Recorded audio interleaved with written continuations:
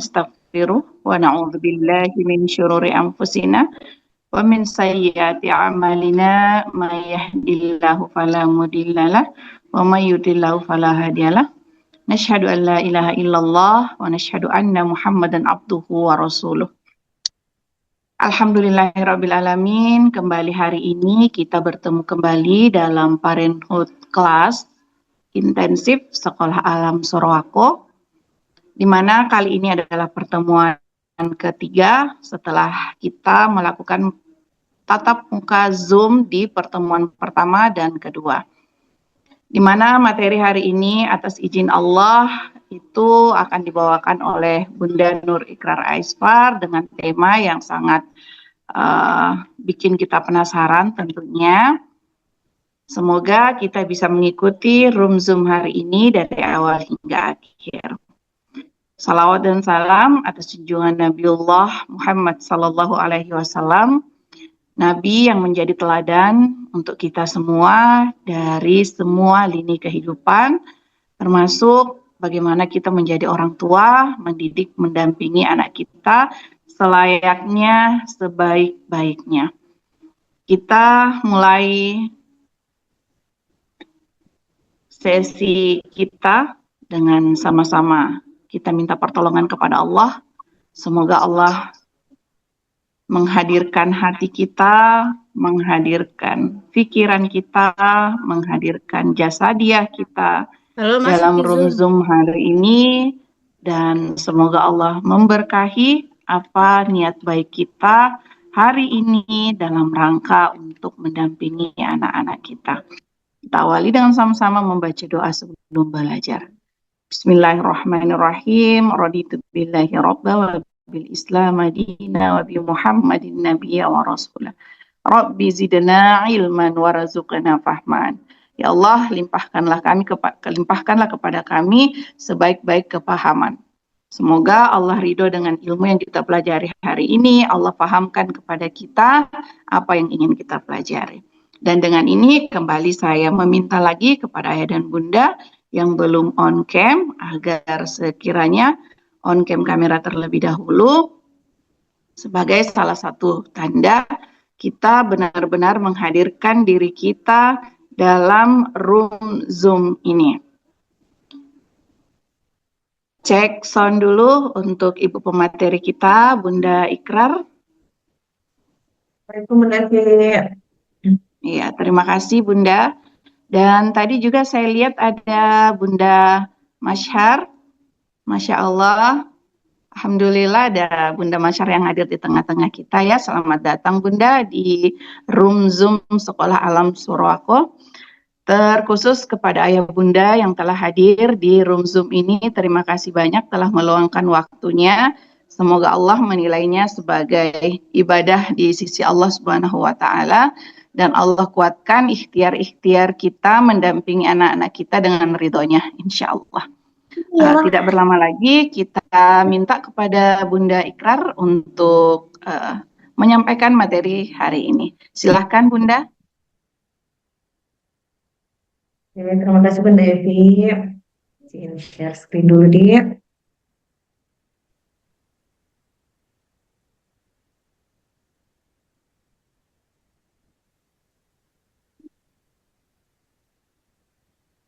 Ini Bunda, suara dan slide aman? Aman. Saya terdengar baik. Bismillahirrahmanirrahim. Assalamualaikum warahmatullahi wabarakatuh. Waalaikumsalam warahmatullahi wabarakatuh. Terima kasih Ayah Bunda yang sudah meluangkan waktunya hari ini untuk sama-sama kita berkumpul di agenda sesi ketiga dari rangkaian intensif Parenthood Class kita mengawali tahun pelajaran 2026-2027 ini. Dan hari ini insya Allah kita akan masuk dengan tema menyemai karakter, bukan sekedar menuntut. Ya, Alhamdulillah untuk segala keberkahan yang Allah berikan untuk kita sampai di tengah padatnya aktivitas kita, apalagi kalau masuki Agustus itu sudah mulai secara umum ya akan banyak agenda tingkat RT, di desa, di kecamatan, di sekolah mungkin juga itu sudah semakin padat, sudah mulai padat. Alhamdulillah Allah izinkan kita hari ini di akhir pekan kita mengawali bulan Agustus, kita sama-sama Allah berikan keberkahan rezeki untuk bisa berkumpul sama-sama. Salam dan salawat kita kirimkan kepada kedua kita Rasulullah Muhammad SAW beserta para keluarga, sahabat dan sahabiah dan orang-orang yang terus memperjuangkan dinullah dan menjadi barisan yang terus memperjuangkan agama Allah ini. Baik ayah bunda, insya Allah di sesi ketiga ini untuk saya pribadi materi yang cukup berat bagi saya ya ayah bunda. Eh, Tema menyemai karakter bukan sekedar menuntut. Hari ini ya memang kalau parenthood itu kan intinya bukan tentang anak, tapi memang tentang kita sebagai orang tua. Parenthood itu berarti bagaimana kita menjadi orang tua, bagaimana kita memerankan peran kita sebagai orang tua, sebagai amanah Allah untuk peran-peran spesifik kita, ya, termasuk menjadi orang tua, itu bagaimana kita menjalaninya. Bukan tentang bagaimana anak menjadi anak, ya, tapi tentang bagaimana orang tua menjadi orang tua. Dan hari ini sama-sama kita akan menasehati diri, mengingatkan diri kembali bagaimana menumbuhkan fitrah adab dan akhlak itu melalui keteladanan orang tua. Ya, kenapa menurut saya ini adalah materi yang cukup berat di antara 4 materi yang akan sama-sama kita eh, bahas bersama yang telah lewat dan yang nantinya insya Allah pekan depan menjadi sesi yang terakhir. Ini adalah core. Ini adalah core dari rangkaian 4 sesi intensif kelas kita. Karena ini berbicara tentang diri kita sebagai orang tua. Dan disclaimer di awal, saya menyampaikan bukan berarti saya sudah mampu atau melewati semuanya, tapi sedang berproses untuk eh, menjadi orang tua yang bisa memberikan keteladanan yang baik untuk anak-anak dan untuk sekolah yang kami kelola itu saja. Semoga hari ini Allah turunkan eh, pemahaman di dalam diri kita dan kita sama-sama berdoa. Allahumma faqihna fiddin wa 'allimna ta'wil. Allahumma faqihna fiddin wa 'allimna ta'wil. Allahumma faqihna fiddin wa 'allimna ta'wil. Dan semoga dari lisan yang nanti saya sampaikan ada hikmah yang ayah bunda bisa dapatkan. Oke, mari kita mulai sama-sama dengan basmalah. Ya, sebelum kita memasuki materinya, mari kita sama-sama dulu untuk menyamakan persepsi terkait istilah akhlak, adab, dan karakter. Yang pertama tentang akhlak. Akhlak itu kalau kalau di surah Ibrahim yang kita bahas di pertemuan sebelumnya ya Bunda, terkait dengan fitrah itu kan atau kebaikan di dalam Islam ya tentu saja merujuk kepada fitrah. eh, itu dibaratkan seperti pohon, pohon yang akarnya menghujam ke bumi, batangnya menjulang ke langit, kemudian menghasilkan daun yang rimbun dan berbuah setiap tahunnya. Nah, buah dari iman yang menghujam itu di dalam diri setiap muslim, dia akan keluar berupa akhlak. Ya, akan keluar berupa akhlak. Buahnya itu adalah akhlak. Jadi akhlak itu dia adalah buah dari iman, tapi sekaligus menjadi akar bagi jiwa. Ya. Jadi akhlak itu dia buah dari iman yang menghujam di dalam diri setiap insan yang beriman dan akan keluar berupa akhlak yang mulia. Akhlak itu adalah buah, buah dari pohon iman yang akarnya kuat, kemudian batangnya menjulang ke langit dan berbuah itu adalah akhlak. Jadi buah itu kan yang selalu yang kita nampak, buah itu yang kita nikmati. Kalau akar kan kita tidak menikmati manisnya akar, kuatnya akar ya, tapi kita yang kita nikmati atau yang kita lihat itu adalah buah dari pohon tersebut. Seringkali kita orang tua baru di tahap menguatkan akar sudah mau melihat buah. Ya, jadi akhlak itu ujung dari hasil dari iman yang tertanam dengan kokoh tersebut. Nah, sekaligus sebagai akar bagi jiwa. Nah, di sini definisinya akhlak itu adalah sifat atau nilai kebaikan yang tertanam kuat di dalam jiwa manusia yang nantinya akan melahirkan perbuatan baik secara spontan dengan secara spontan perbuatan baik secara spontan tanpa perlu dorongan paksa karena memang dia sudah ada di dalam jiwa.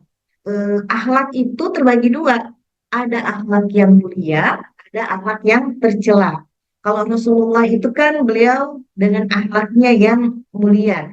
Jadi ada juga yang akhlaknya tidak baik. Ya, ada juga yang akhlaknya tidak baik. Nah, ketika iman itu tertanam dengan baik, insya Allah akan melahirkan akhlak yang mulia. Jadi itu. Kemudian selanjutnya ada adab, istilah adab. Adab ini adalah tata krama, aturan, kesantunan.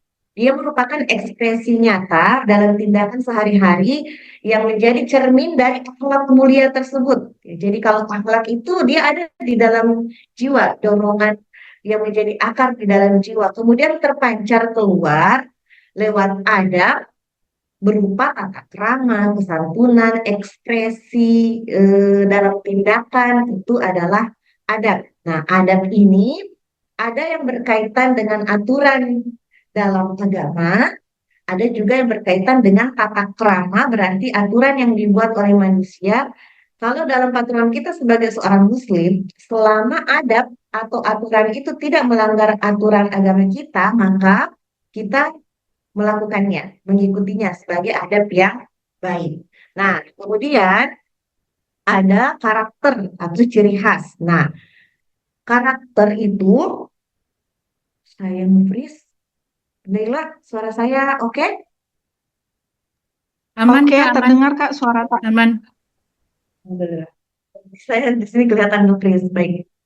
Oke, kemudian ada karakter. Nah, karakter ini itu identitas unik bagi seorang anak, bagi kita, orang dewasa juga, yang dia terbentuk konsisten hasil dari perpaduan pola pikir, kebiasaan adab, dan nilai akhlak yang terus dipupuk. Jadi, kalau dia sudah karakter itu, eh, logikanya sudah main. Dia buah dari tadi, akhlak yang mulia dari jiwa, kemudian keluar menjadi adab. Kemudian, jika terus dilakukan secara konsisten, itu yang akan menjadi pola dalam bertindak. Nah, pola dalam bertindak itu yang disebut dengan karakter. Tidak cuma bertindak sebenarnya, tapi karakter itu bisa juga di pola berpikirnya, pola merasanya. Ya, jadi tidak akan bisa sampai ke karakter ketika adab tidak ditanamkan, akhlaknya akhlak yang mulia tentu saja itu tidak ada. Dan akhlak mulia itu tadi adalah buah dari iman yang ditegakkan oleh ibadah. Jadi ujung-ujungnya adalah ke pendidikan iman yang ditanamkan di awal kepada anak-anak kita. Oke, untuk istilah insya Allah kita sama-sama sudah saling memahami ya yang bunda tentang apa itu akhlak, adab, dan karakter. Mungkin kalau dalam pembahasan-pembahasan di luar eh, ini ada banyak definisi-definisi tentang akhlak, adab, atau karakter, tapi mari kita samakan dulu persepsi kita memahami istilah tentang akhlak, adab, dan karakter dengan kesimpulan yang sama-sama kita bahas ini. Oke? Nah, selanjutnya, apa kaitan antara pendidikan berbasis fitrah dengan tadi menyemai karakter tersebut? Nah, perlu kita kembali mengingat ayah bunda. Apa itu pendidikan berbasis fitrah? boleh mungkin ini kita sudah di pertemuan ketiga dengan sebelumnya sudah pernah selalu kita mention ini tentang pendidikan berbasis citra. Saya mau melihat pemahaman orang tua apa itu pendidikan berbasis citra. Silahkan boleh di kolom chat atau boleh langsung berkomentar. Saya stop screen dulu. Stop share. Silakan Ayah Bunda, apa itu pendidikan berbasis fitrah? Minta tolong Bunda Masyar jangan ikut mengetik. Jangan ikut menjawab. Minta maaf ini Ayah Bunda, eh, beliau mau sekali ikut dengan kegiatannya Sekolah Alam Sorowako. Jadi ya dibolehkan lah.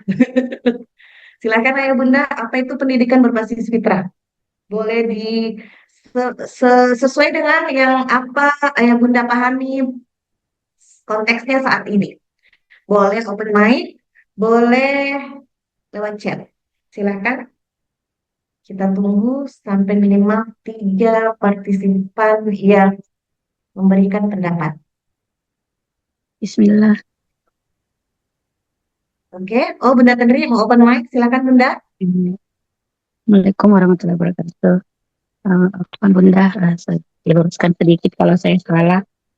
Eh, Berbasis fitrah menurut pemahaman saya itu mendidik anak sesuai dengan kodrat dasarnya yang Allah sudah titipkan sejak lahir. Kecil suara HP anak. Eh, Terima kasih Bunda Tendri. Oh masih mau lanjut? iya, dari makna katanya saja, pendidikan itu kan merupakan proses menumbuhkan atau mencetak, kemudian berbasis fitrahnya itu berdasarkan pada 3 fitrah utama manusia menurut Islam, Eh, yaitu fitrah iman, fitrah belajar, fitrah bakat. Seperti itu Bunda. Syukran jazakallah. Assalamualaikum warahmatullahi wabarakatuh. Terima kasih Bunda Tendri. Baik. Ya, alhamdulillah ya dari jawabannya Bunda Tendri. Cuman ada yang perlu saya luruskan mungkin tentang fitrah utama di dalam Islam. Jadi kalau di dalam Islam fitrah itu ya satu fitrah. Kalau di dalam pendidikan berbasis fitrah, kemudian untuk lebih memudahkan pemahaman dibagi. Kalau fitrah manusia ya Bunda itu satu. Ada fitrah fitrah itu. Kemudian kemudian dibagi menjadi 8 dimensi fitrah, aspek fitrah, untuk memudahkan kita untuk memahaminya. Jadi tidak menjadi 3 jenis, bukan 3 jenis. Nah, ada fitrah manusia, ada fitrah alam dan kehidupan. Itu beda dimensinya, alam dan kehidupan. Kemudian ada terkait dengan fitrah ketuhanan. Nah, kalau fitrah manusia kita pasti akan menuju kepada ketuhanan kita. Kasih Bunda Tendri. Next di sini oke, Bunda Edis, pendidikan sesuai Al-Quran dan hadis. Terima kasih Bunda. Satu lagi nih, kita butuh 3 partisipan. Jangan takut salah ya Bunda, kita sama-sama belajar. Silahkan boleh open mic ataupun di chat. Apa itu pendidikan berbasis fitrah? Karena jangan sampai kita sudah jauh ini melangkah, tapi di core-nya ini tentang apa itu pendidikan berbasis fitrah, kita tidak paham. Apalagi jadwal sekolah kita mendidik selaras fitrah, bertumbuh selaras fitrah. Terus nanti kita ditanya, "Eh, apa itu maksudnya?" Padahal kita adalah orang tua siswa Sekolah Alam Sorowako. Apa maksudnya? Terus kita tidak bisa menyampaikan kalau kita tidak memahami. Silakan, ayo Bunda, di room chat silakan atau open mic. Ya, saya tidak akan lanjut kalau belum sampai 3 ini partisipan. Ya, Bunda, Bunda Tetri dan Bunda Edis sudah memulai. Satu lagi, silakan.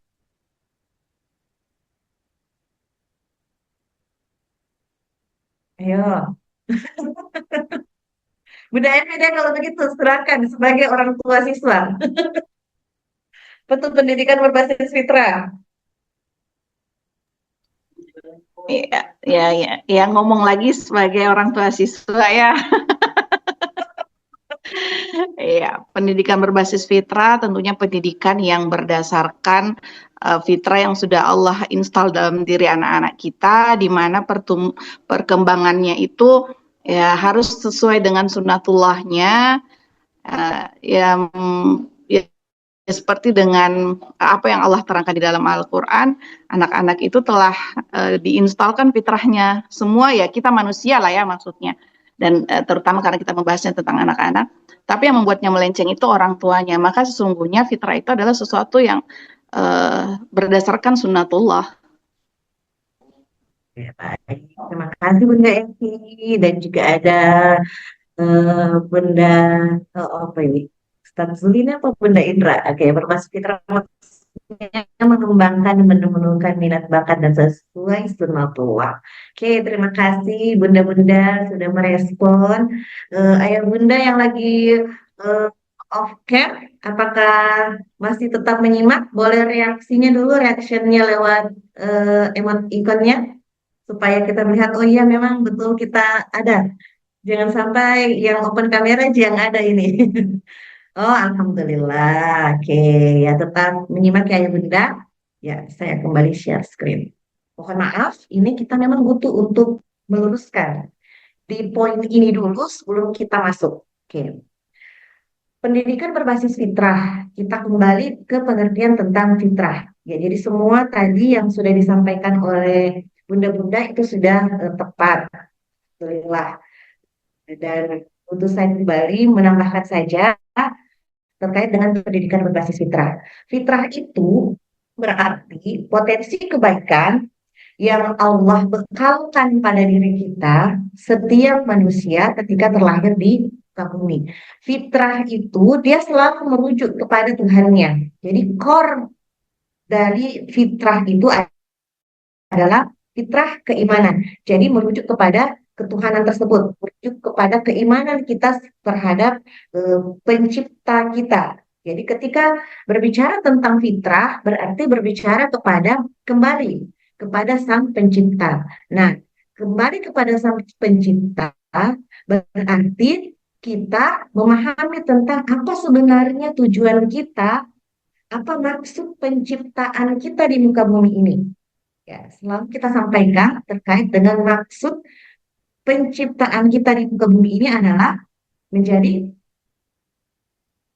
Allah dan Khalifatullah fil ard. Tujuan Allah menciptakan kita lahir di bumi ini, hadir di bumi ini itu untuk menyembah Allah dan menjadi wakilnya Allah untuk memakmurkan bumi. Memakmurkan bumi berarti melakukan hal-hal yang sesuai dengan apa yang Allah kehendaki. Seperti apa yang Allah kehendaki? Seperti apa yang Allah turunkan di dalam kitab-kitabnya itu adalah panduan kita menjalankan perintah Allah dan seperti apa yang dicontohkan oleh Rasulullah SAW. Maka pendidikan berbasis fitrah itu adalah pendidikan yang menyadarkan anak akan maksud penciptaannya.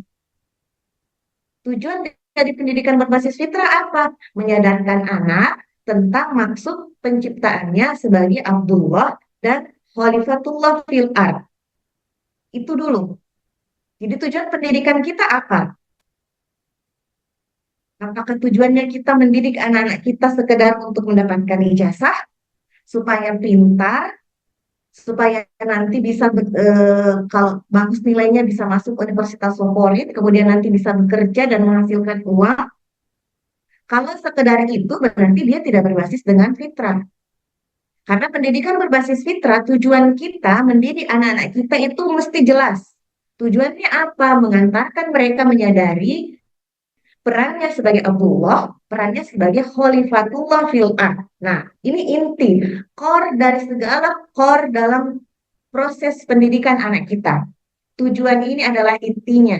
Dalam proses menuju penyadaran tersebut, kita mau menggunakan model pendidikan apapun itu terserah, silahkan. Mau model pendidikan formal, informal, non formal, silahkan. Tapi tujuannya ke sana. Mau mengikuti pendekatan apapun silahkan. Kalau sekarang ada Montessori, mau ada Carol Nation, ada apa lagi ya? pendidikan Finland, pendidikan Singapura, pendidikan Cambridge, apa dan segala macamnya, itu adalah pendekatan atau model untuk mengantarkannya ke sana. Kalau kita kontrolnya jelas, memahami ujung dari pendidikan kita terhadap anak-anak kita itu apa. Jadi kita sadari sama-sama ya budaya bahwa tujuan pendidikan berbasis fitrah, kalau kita mau menerapkan tujuan pendidikan berbasis fitrah, berarti kita harus tahu ujungnya ini kemana. Ujungnya ini kemana. Jadi ketika kita membutuhkan mitra, apakah sekolah atau lembaga pendidikan yang lainnya, baik itu formal, non formal, ataupun informal, kita jelas memahami tujuannya kemana. Sehingga kita tahu langkah apa yang akan kita berikan terhadap proses pendidikan anak-anak kita. Sekali lagi, pendidikan berbasis fitrah adalah pendidikan yang mengantarkan seorang anak pada kesadaran tentang tujuan penciptaannya sebagai Abdullah dan sebagai Khalifatullah fil ard. Oke, kita pahami di sini ya Bunda ya. Semoga jelas. Nah, terkait dengan karakter, kembali lagi, inti dari fitrah tersebut bahwa anak kita itu lahir tidak kosongan. Anak kita itu lahir dia membawa potensi kebaikan. Ya, anak kita lahir membawa potensi kebaikan. Fitrah itu adalah potensi bawaan sejak lahir yang dia sudah condong pada kebenaran, condong kepada keindahan, condong pada kebaikan. Ya, jadi hati kita itu, diri kita itu, ruh kita itu condong kepada kebaikan, condong kepada kebenaran. Ya. Nah, kalau filosofinya menyemai, berarti kita seperti seorang petani. Tugas kita orang tua bukan menjejali memasukkan hal asing secara paksa. Dalam hal ini menjejali anak-anak kita tentang karakter dijejali saja tanpa membangun kesadarannya. Tapi tugas kita sebagai seorang orang tua adalah menjaga, memupuk, menyirami potensi kebaikan yang sudah ada di dalam diri setiap anak sehingga dia tumbuh mekar sempurna. Yakin ayah bunda, kalau kita menuntut saja tanpa menyemai hanya akan memicu resistensi. Jadi terjadi jarak dan emosi negatif pada anak. Hati kita dengan hati anak kita itu akan ada jarak. Bondingnya tidak dapat, attachmentnya tidak dapat. Kalau kita hanya sekedar menuntut. Oke, bunda, karena tadi ya, anak kita itu sudah membawa potensi kebaikan. Setiap anak itu baik. Setiap anak itu baik. Kita mesti yakin ini. Dia membawa potensi kebaikan. Anak kita tidak lahir dalam keadaan kosong. Nah, kita masuk ke inti. Kenapa tidak mau goyang? Nah, bagaimana caranya menyemai karakter anak? Di sini ada 3 pilarnya ya Bunda. Oke. Dan ini kembali ke diri kita semuanya. Yang pertama adalah integritas orang tua, kemudian yang kedua adalah atmosfer rumah, kemudian yang ketiga adalah baru teaching, ya, baru teachingnya. 3 pilar ini gak bisa langsung ke teaching dulu kalau integritas dan atmosfer rumahnya itu belum terbangun. Oke? Nah, kenapa tadi saya bilang ini berat? Memang ini sangat berat karena terkait dengan diri kita. Oke, bismillah. Pertama, karakter anak ketika kita mau menyemainya, maka kita harus kembali ke kita, kembali ke diri kita orang tua. Integritas kita orang tua itu mesti terbangun, nampak, terlihat dengan jelas oleh anak kita. Kita mau anak kita berkarakter baik, sopan.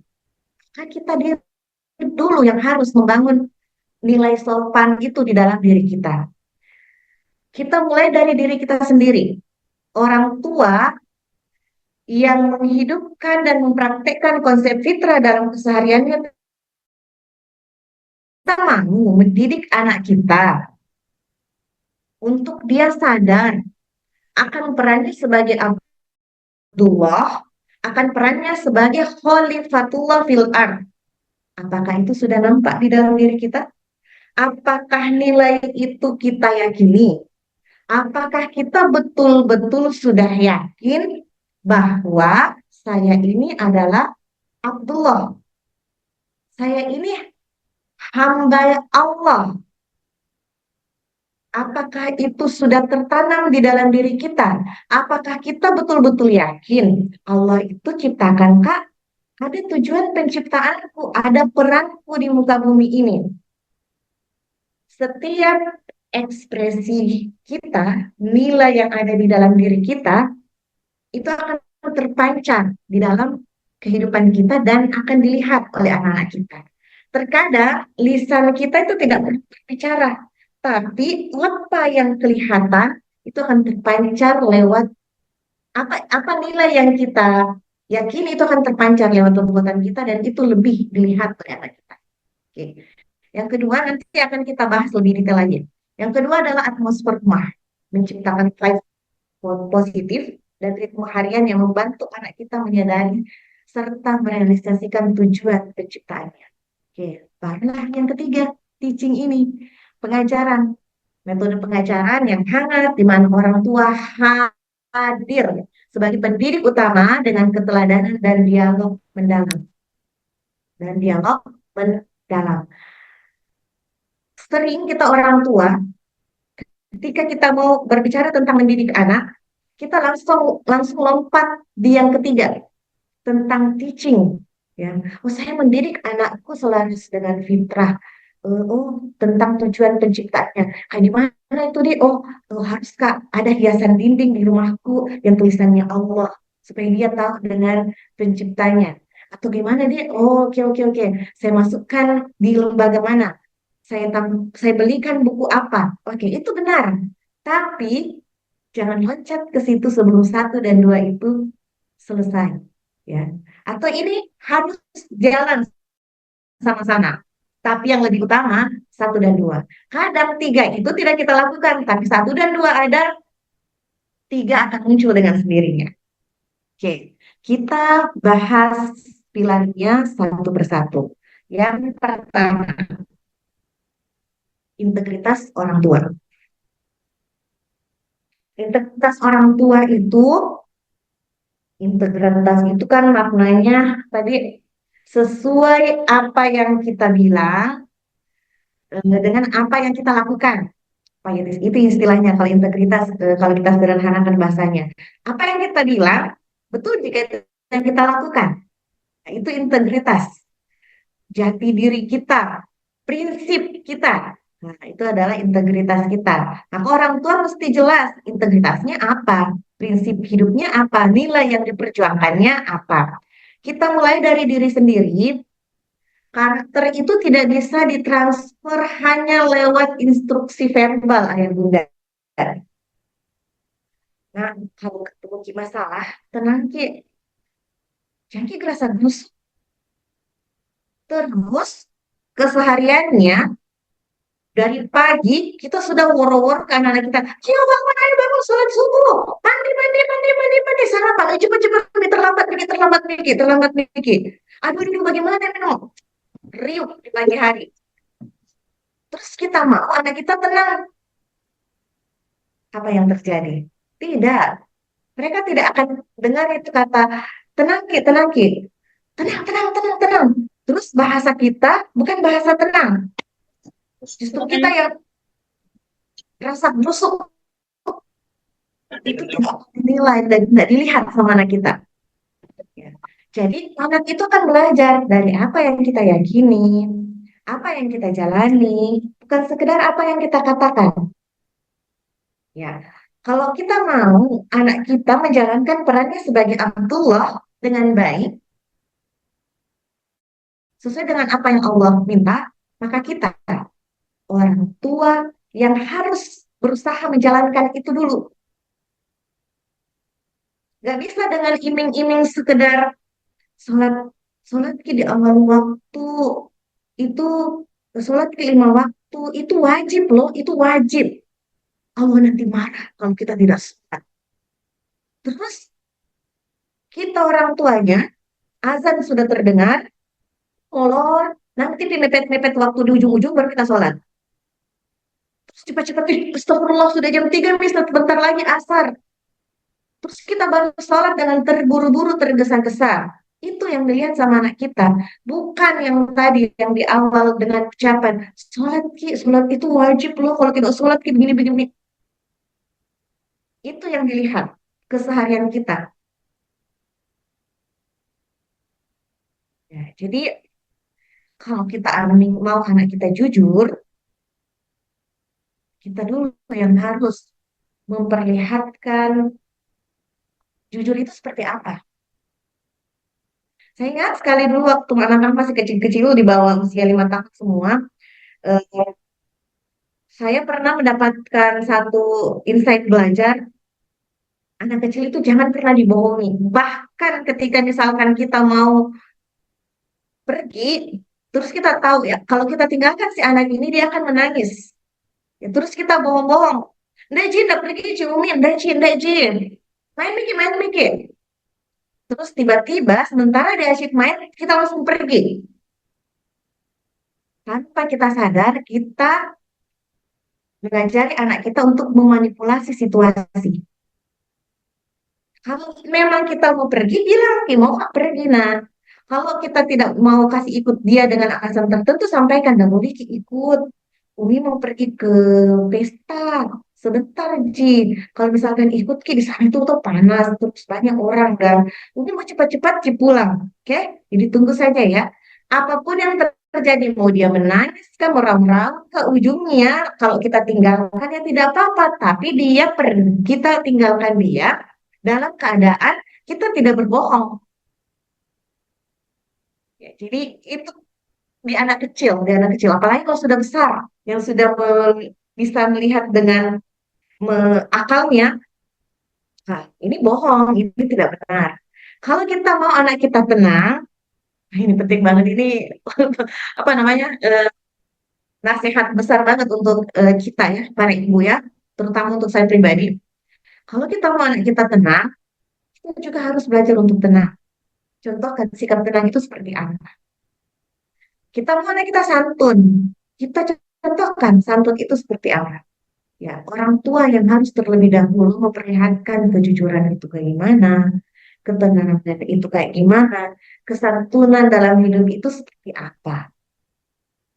Kita yang harus memulainya. Kita mau anak-anak kita bertumbuh selaras dengan fitrahnya, maka kita dulu yang menjalankan konsep fitrah itu di dalam diri kita.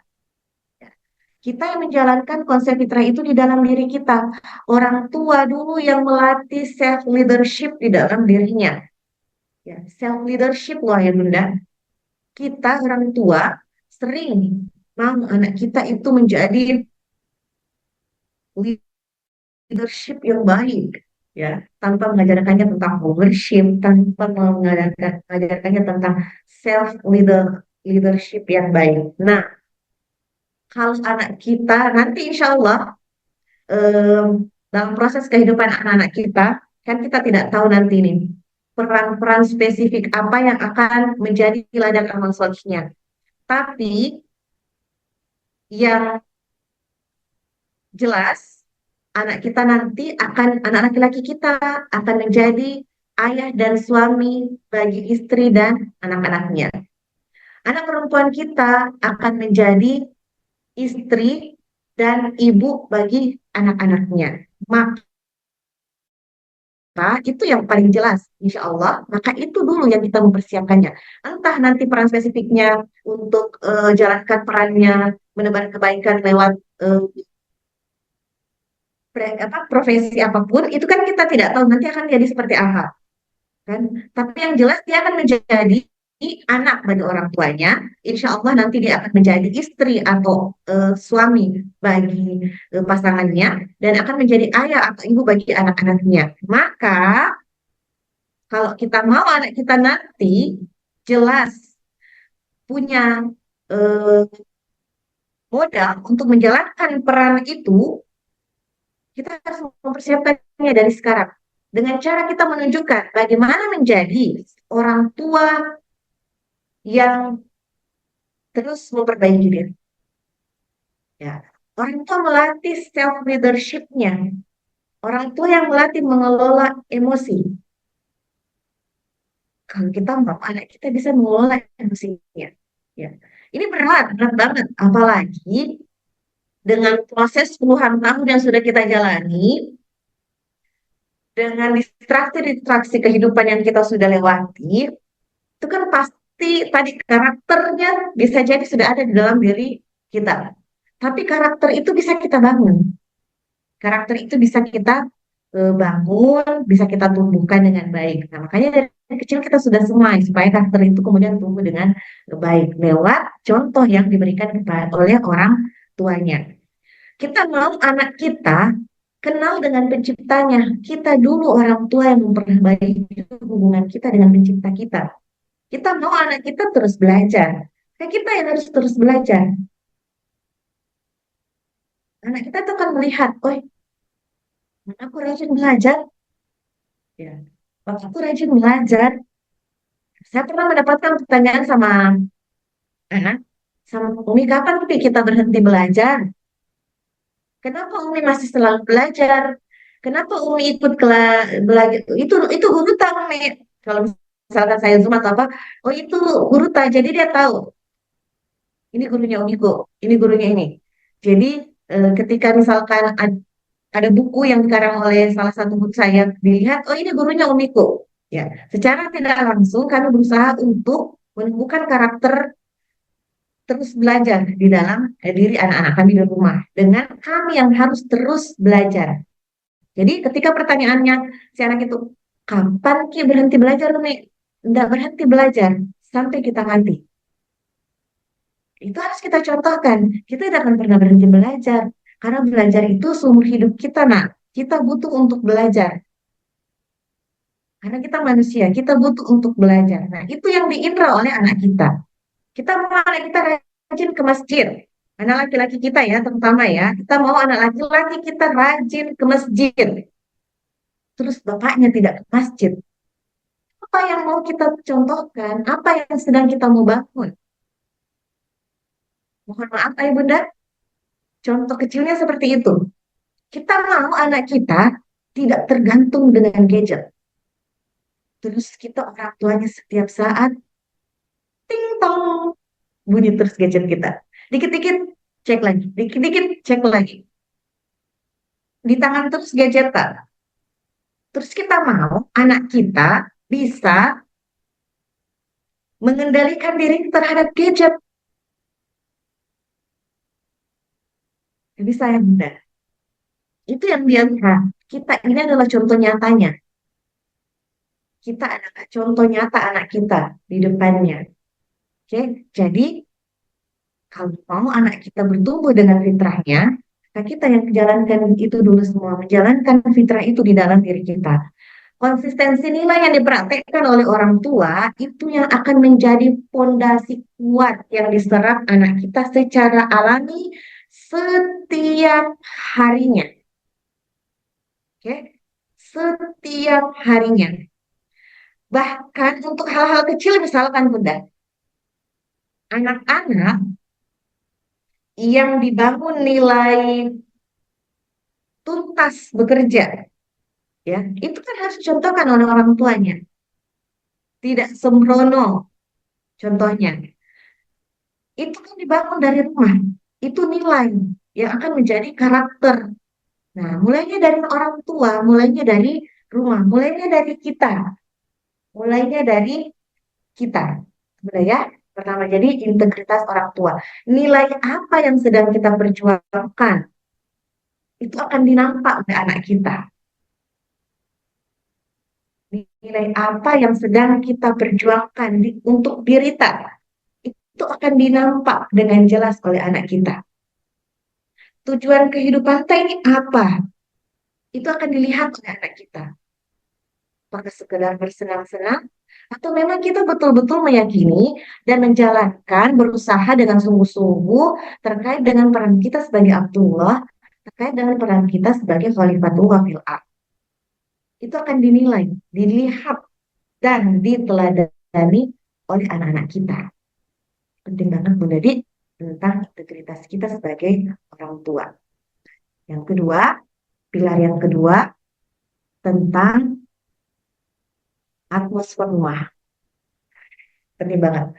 Lingkungan pertama anak-anak kita itu adalah rumah. Oke. Jadi lingkungan itu sangat besar pengaruhnya dalam proses bertumbuhnya anak kita.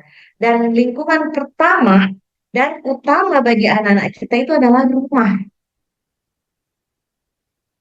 Rumah yang dipimpin oleh ayahnya, anak ibunya sebagai manajer di dalam rumah tersebut. Hidup atau tidaknya rumah tersebut akan berpengaruh dengan hidup atau tidaknya, bertumbuh atau tidaknya fitrah anak-anak kita. Oke. Nah, atmosfer rumah itu dibangun dengan apa?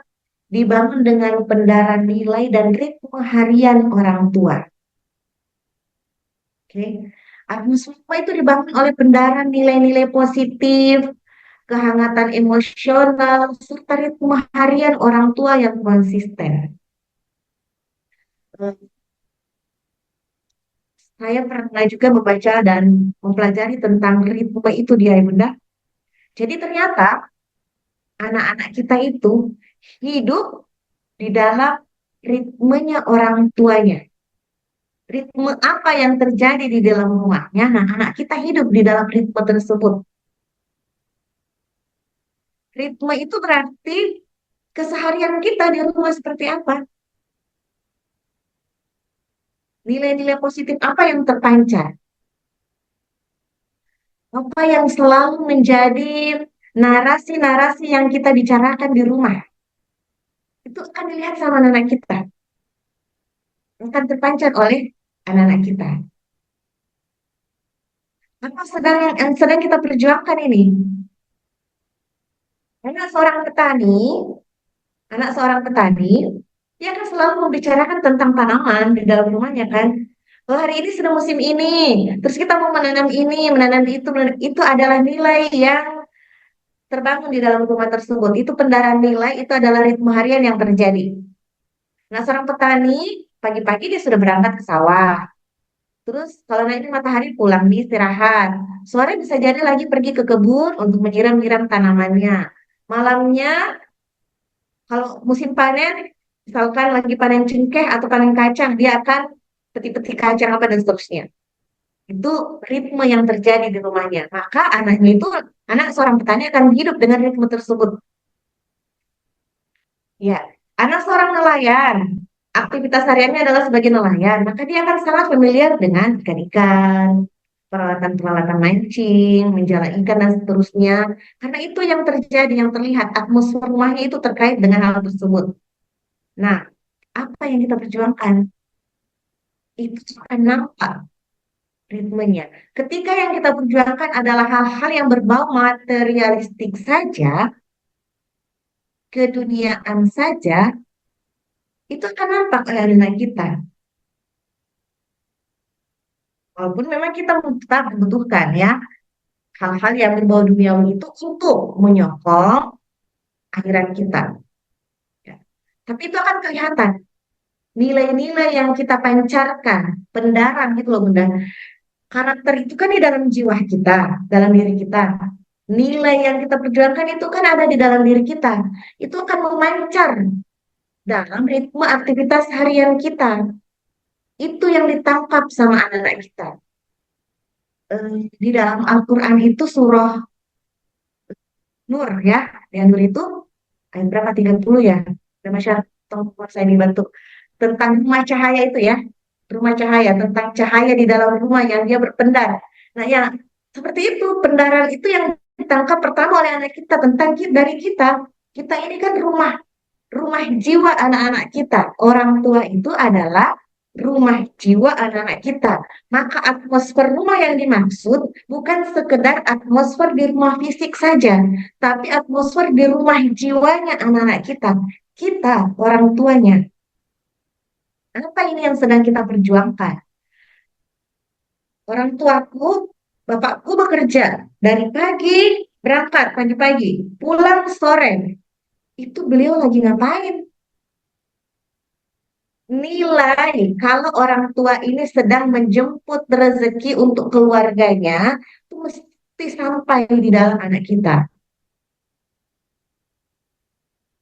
Bapak itu pergi kerja untuk apa? Tidak sekedar mencari rezeki saja, tidak sekedar mencari uang saja, tapi dia sedang menjalankan perintah Allah untuk menjemput rezeki orang tuanya, keluarganya.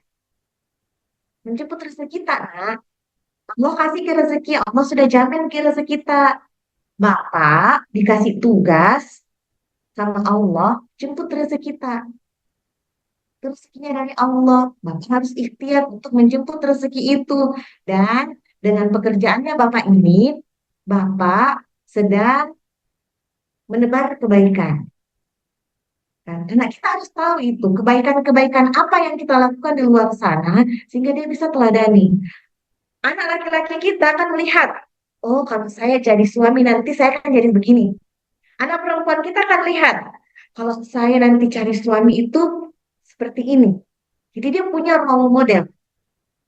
Kita juga seorang ibu, nilai apa yang kita perjuangkan di dalam diri kita. Ya. Peran kita sebagai seorang ibu itu akan kelihatan di dalam rumah kita. Bagaimana kita mendidik anak kita, bagaimana kita merawat rumah kita, memelihara rumah kita, itu akan kelihatan. Kita tidak perlu, kita tidak harus jago masak, tapi sebaiknya kita bisa masak untuk keluarga kita. Kenapa? Ini yang saya pelajari ya Bunda ya. Ibu itu basisnya adalah hati. Salah satu penyikat hati yang bisa kita lakukan dengan olah rasa. Olah rasa itu kita bisa menyikat rasanya anggota keluarga kita itu dengan hidangan makanan yang kita masak dengan sepenuh cinta. Masing-masing kita pasti punya menu spesial yang dimasakkan sama mama tak kan yang kayak kalau kita ini yang sudah dewasa.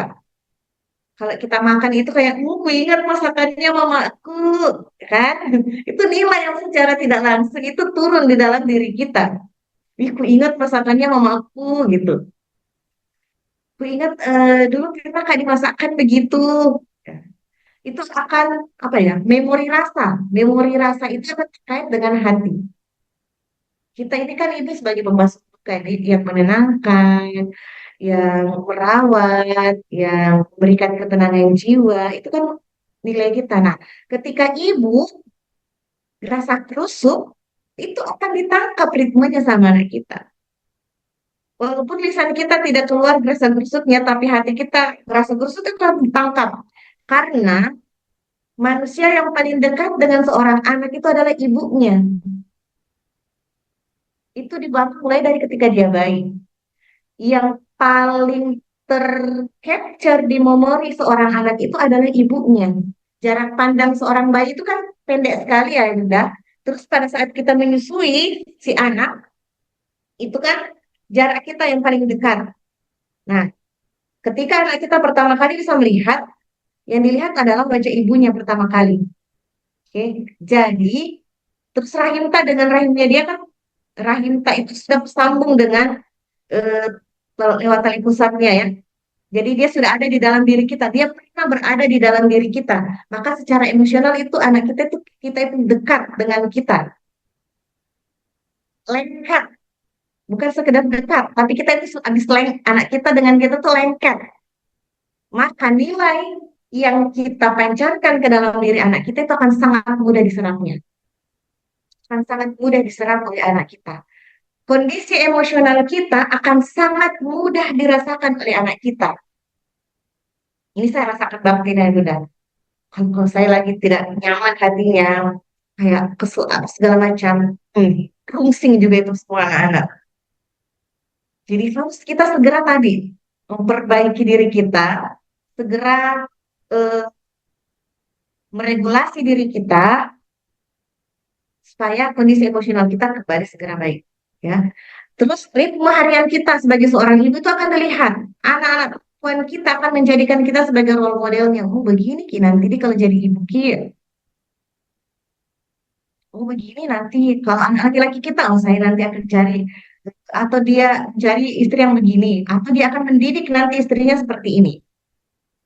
Mudah-mudahan nilai kebaikan yang diserap atau yang diingat oleh anak kita terhadap peran kita sebagai orang tua. Nah, rumah yang bervibes baik itu akan menjadi ekosistem pendukung utama anak kita tumbuh memahami perannya sebagai hamba dan khalifatullah fil ard. Kita kan yakin insya Allah Al-Quran itu pedoman hidup kita. Kita mau anak-anak kita itu bisa membaca, mengaji, bahkan menghafalkan Al-Quran. Pertanyaannya, nilai-nilai Quran apa yang sudah kita benarkan di dalam rumah terhadap anak-anak kita? Kan menjadi pertanyaan besar. Oh, nanti saya mau ke anakku tahu dengan potensi dirinya. Sudahkah kita memahami tentang potensi diri yang Allah tegakkan dalam diri kita? Saya nanti mau anakku bisa menebar kebaikan. Sudahkah kita menebarkan kebaikan tersebut dengan potensi yang Allah berikan? Dan pertanyaan selanjutnya ya, silahkan ditanyakan ke diri kita masing-masing ayat tadi. Jadi pilihan pertama dan pilihan kedua ini kunci. Ini kunci ya. Setelah itu barulah kita masuk di pilar yang ketiga, teaching atau pengajaran.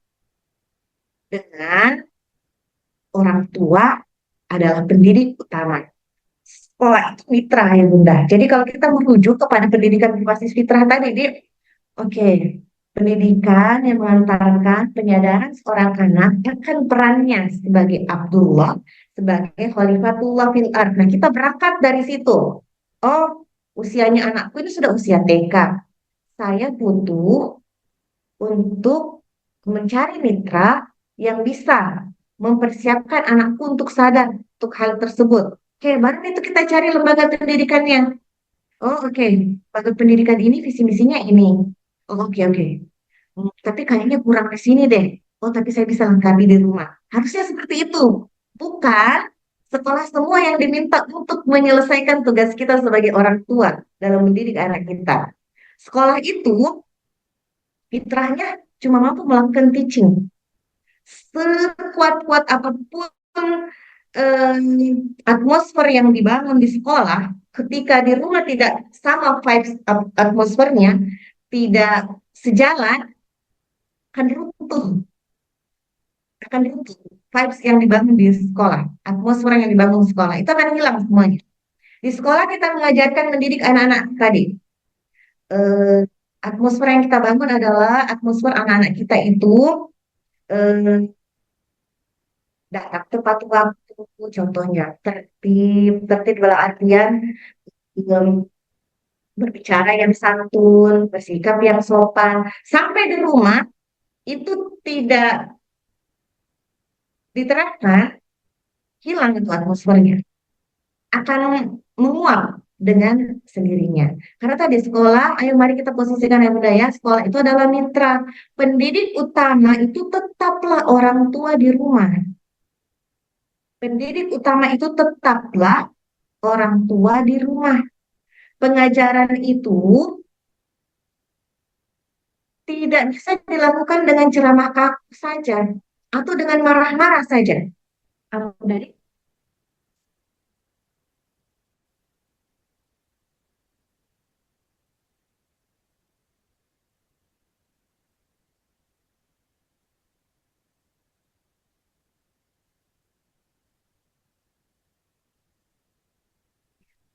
ya, lanjut. Pengajaran itu, teaching itu dia tidak bisa dilakukan sekedar dengan ceramah kaku saja.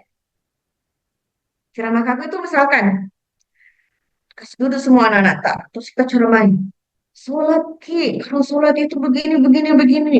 Kalau kita tidak sholat begini, begini, begini, begini. Oh panjang sekali kita. Setelah itu kita tidak mencontohkan. Tidak bisa. atau dengan amarah. Sholat, sholat, sholat enggak, kenapa sholat? Ini kenapa sholat ini? Panjang lagi omelannya kita. Nggak bisa. Apalagi kalau anak-anak kita yang di bawah 7 tahun, yang masih memang ditanamkan imannya. Nggak bisa, kalau cuma ceramah kaku dengan amarah nggak bisa. Oke, tapi lewat interaksi nyata yang bisa menumbuhkan pemahaman mendalam pada anak kita. Nah, tadi Ayah Bunda di sini tentang membangun atmosfer rumah. Ritme harian itu salah satu cara kita tadi ya untuk mendidik anak-anak kita, mendidik karakter anak-anak kita. Nah, akan sangat penting untuk melibatkan anak kita dalam setiap ritme harian yang terjadi di dalam rumah kita. Salah satunya dengan melibatkan anak-anak kita dalam tugas rumah tangga yang ada di dalam rumah kita. Itu adalah salah satu ritme harian yang kita bangun. Oke, anak-anak SD kita ya Bunda, yang dia sudah punya kamar sendiri. Jangan sampai sekedar melipat selimutnya setelah tidur itu dilakukan sama orang tuanya. Oh, jangan sampai.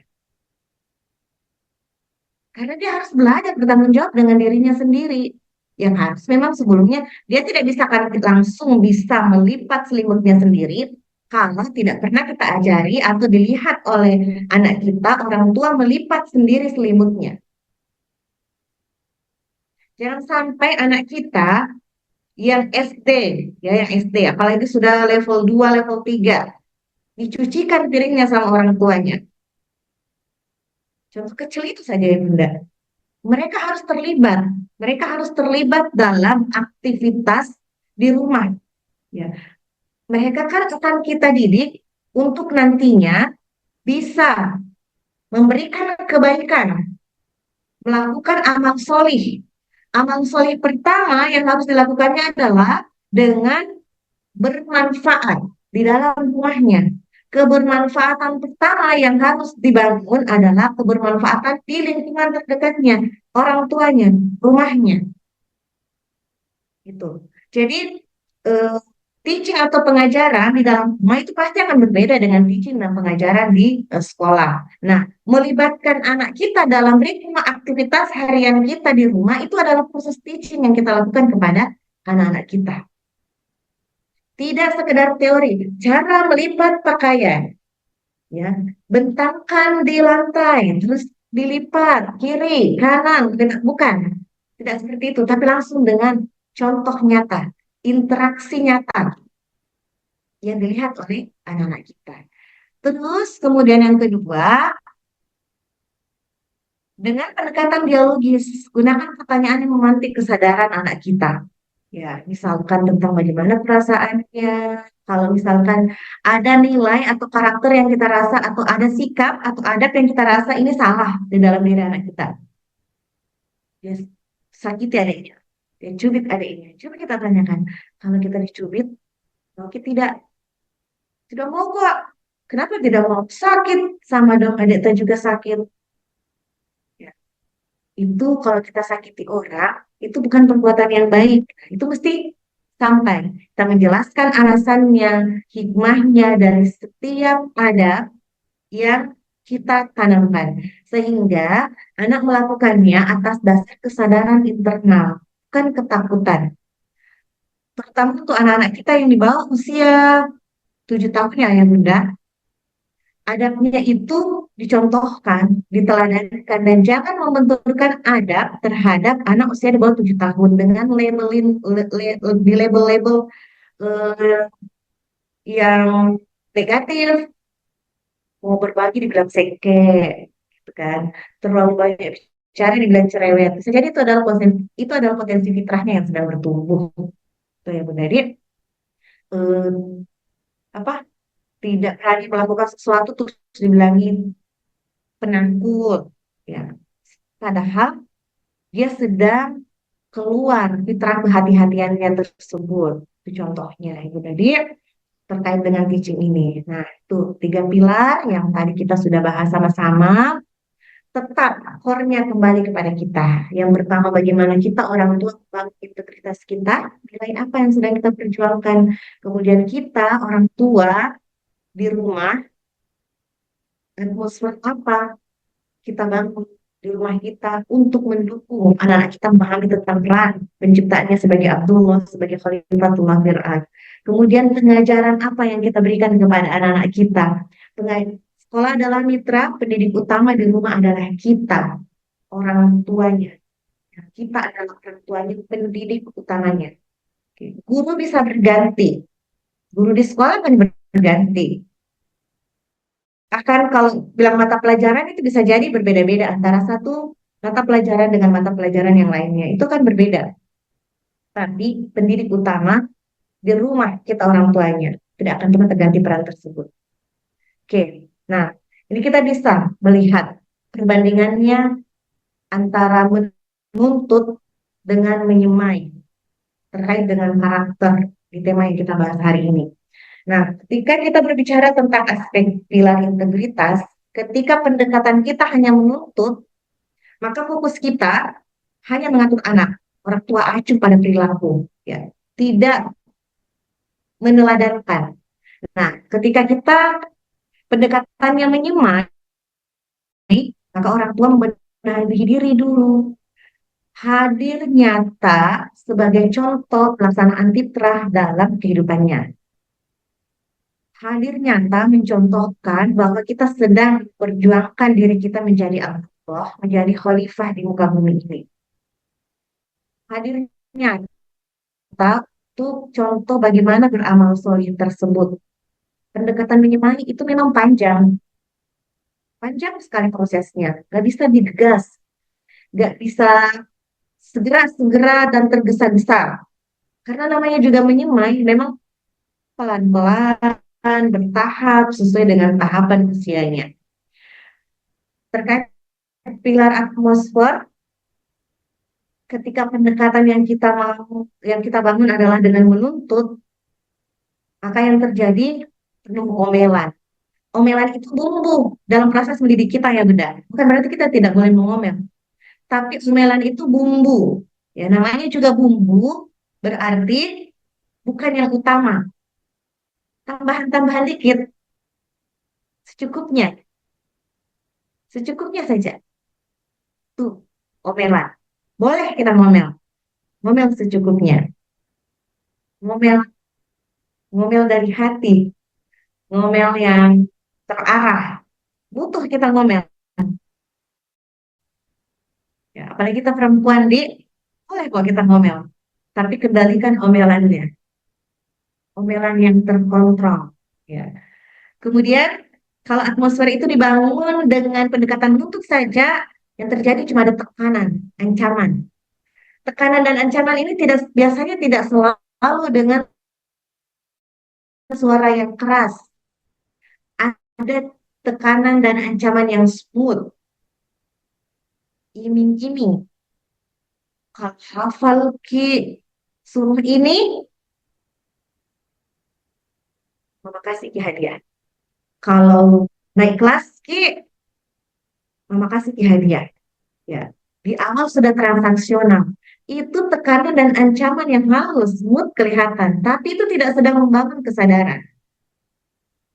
Hadiah, reward, itu boleh, bahkan diperlukan untuk menenangkan dan membahagiakan hati anak-anak kita. Tapi ketika transaksional di awal, itu bisa merusak atmosfer yang ada.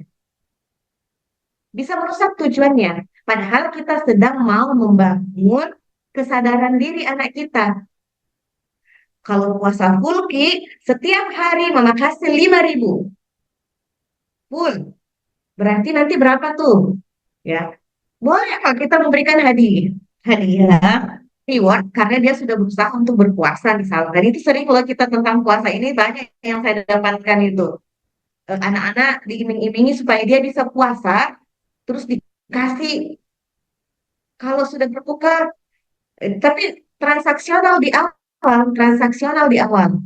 Kalau bisa, kalau puasa Ki, kasih hadiah. Padahal bukan itu yang sedang kita bangun. Ramadan itu bukan hanya tentang puasanya kan, tapi banyak ibadah-ibadah yang lain yang bisa dilakukan oleh anak-anak kita. Nah, TK kita belum mampu menahan lapar, tidak apa-apa dia tidak puasa, tapi dia akan ikut berbuka, dia akan ikut sahur, dia akan ikut menyiapkan tajil, dia akan ikut sholat tarawih. Di situ nilai yang ditanamkan. Kalau dia tidak bisa puasa menahan laparnya, nggak masalah, memang belum waktunya. Dibahagiakannya dengan situ, bukan dibahagiakannya dengan transaksional di awal. Itu sama dengan tekanan dan ancaman, tapi dia sifatnya smooth. Kalau ujian tak 100 semua, kasih ke hadiah. Jadinya anak kita berpikir, saya belajar untuk hadiah. Saya belajar kalau nilaiku bagus, akan dikasih ke hadiah. Sampai nanti dapat di kondisi anak kita tidak mendapatkan nilai yang bagus, runtuh dia. Karena menurutnya nanti nilai yang bagus baru dia mendapatkan pelajaran atau mendapatkan reward timbal balik dari kerja usahanya. Itu bisa meruntuhkan apa ya, kepercayaan diri anak kita, ketangguhannya, tangguhannya. Jadi penting yang menjadi kita membangun atmosfer itu, memahami setiap tindakan yang kita lakukan terhadap anak-anak kita. Nah, kalau atmosfer dibangun dengan menuntut saja, suasana rumah itu akan menjadi sangat tegang. Padahal harusnya rumah itu ya tenang, nyaman, pulang. Itu kan hakikat dari rumah. Kalau rumah tegak, nggak ada kehangatan di dalamnya, nggak nyaman di dalamnya, jangan salahkan ketika anak-anak kita keluar mencari rumah. Kalau sudah tidak ada kehangatan di dalam rumah. Nah, ketika pendekatan menyemai, atmosfer yang dibangun itu penuh kehangatan, ritmenya teratur, tapi tidak monoton, tidak yang apa itu ini bahasanya itu yang tidak diktator gitu, tapi dia teratur ritmenya, ada ruang salah yang diberikan kepada anak kita, pendaran nilainya itu positif. Ya, namanya juga anak-anak melakukan kesalahan itu wajar, dia dalam proses belajar. Ya, kita orang tua saja kan selalu mau dapat dispensasi atas kesalahan-kesalahan yang kita lakukan kan. Kita butuh pemaafan, kita butuh pengampunan, apalagi anak-anak kita. Maka kita bangun penuh kehangatan ritme yang teratur dan benaran nilai positif itu kita berusaha untuk pancarkan di dalam diri anak kita. Kemudian bedanya antara pengajaran untuk aspek pengajaran ketika pendekatannya dengan menuntut dan menyemai. Ketika menuntut maka yang dilakukan hanya mendikte, mengandalkan kepatuhan kita. Ya, oke. Dia melakukan semua aturan dulu, tidak ada perlawanan. Kita harus hati-hati loh ya Bunda, ketika anak kita setiap perintah yang kita sampaikan, dia patuhi tanpa perlawanan, perlawanan dalam tanda petik ya, kita harus hati-hati, ada apa dengan emosinya, ada apa dengan perasaannya. Karena hakikatnya, pasti ada hal yang tidak sesuai dengan maunya. Pasti ada hal yang tidak yang dia sukai dari aturan-aturan yang kita buat. Tapi kok dia manut saja, menurut saja, yuk kita cek apa yang terjadi dengan emosi anak kita. Ya, karena pasti kan gejolak-gejolak itu ada di dalam diri kita. Nah, ketika pengajaran kita bangun dengan pendekatan menyemai, maka kita mendidiknya lewat dialog. Dialog itu bukan berarti diskusi yang kaku, tidak ya. Jadi obrolan keseharian, obrolan keseharian yang kita lakukan dengan anak-anak kita, keteladanan dan pencerahan hikmah yang kita berikan kepada anak-anak kita itu menjadi pembeda antara aspek pengajaran yang kita lakukan dengan menuntut dan menyemai. Oke, nah tujuan kita apa dengan melakukan ketiga pilar tersebut? Nah, proses penyemaian karakter yang kita lakukan lewat tiga pilar tadi,